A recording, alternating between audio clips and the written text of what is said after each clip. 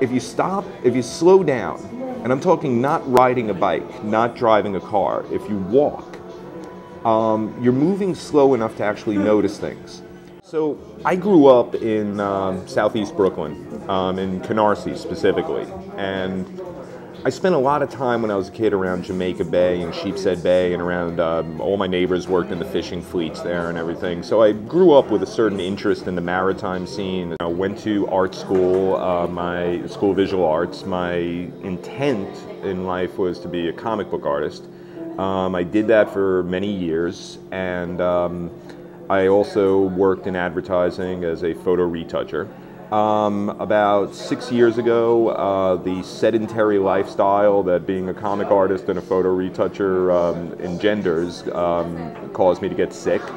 The doctor told me that it was time to start getting some exercise, and he wanted me to start running. However, as I mentioned, I grew up in Brooklyn, and unless somebody is chasing me, I am not running. So I started walking around, and I started taking these really long walks. Eventually, I found this body of water that really was fascinating to me, and I had no idea what it was, despite the fact that I had lived in New York City all my life. And that's when I found the Newtown Creek, which is a 3.8-mile long waterway which defines the currently undefended border of Brooklyn and Queens. And it is literally the dead bang center of New York City, and nobody knows anything about it. It's a fascinating place with a history that goes back to before the Revolutionary War. You know, the notion that someplace this significant for not just New York history but American history is largely unknown and undetailed is the sort of thing that drives me crazy. I began to research the place. I began to write the Newtown Pinnacle blog, and before I knew it, I ended up involved with Newtown Creek Alliance and the Working Harbor Committee and the Metropolitan Waterfront Alliance, and you know, any other thing that's got the word water or harbor in the title, and you know, it's kind of become my occupation these days. In calendar 2012, I brought out almost 1,000 people on walking and boat tours of Newtown Creek, and I'm afraid I may have found something I'm going to be focusing on for quite some time. Most of the history blogs I read are drier than toast. As I mentioned, I was involved with comic books for many, many years, and I've also been involved in the advertising industry for many, many years. And what I learned is that if you want to message something that's complicated, you need to attach it to a storyline.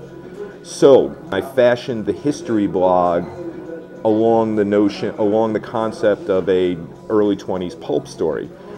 In particular, inspiration comes from H.P. Lovecraft. When you get down to Newtown Creek, there's so many things that reek of Lovecraftian horror. The most disgusting thing I can relegate to you about Newtown Creek is it's where Jell-O brand gelatin was invented. If you're a fan of Jell-O, never ever investigate how it's made. It was pretty much a dumping ground for industry. And since you were starting off with what was essentially a marshy, swampy ecosystem to begin with, the material that was dumped in the creek had nowhere to go. And that formed a layer of sediments, which is at the bottom of the creek. That's called black mayonnaise. And if there's anything that evokes the notion of H.P. Lovecraft, it's the term black mayonnaise. One of the things I've learned over the years is that I'm a fundamentally unlucky, lucky guy.